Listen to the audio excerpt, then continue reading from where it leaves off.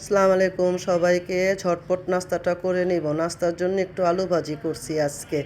নাস্তা করা হয়ে গেছে, চাও খেয়ে নিলাম। এখন একটু ফ্রিজটা পরিষ্কার করব।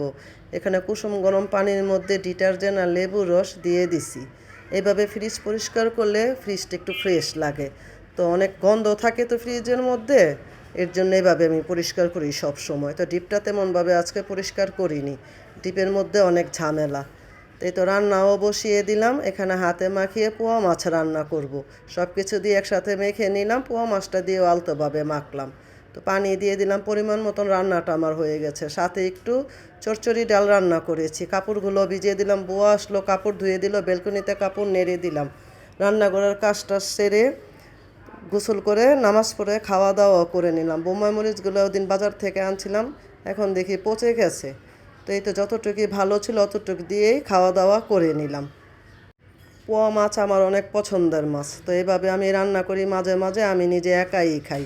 তো ওই তো নিচে একটা গরু আনছে, জ্বালানা দিয়ে দাঁড়ায়া দেখতেছি। তো আমার ভিডিওটা ভালো লাগলে লাইক কমেন্ট শেয়ার করবেন।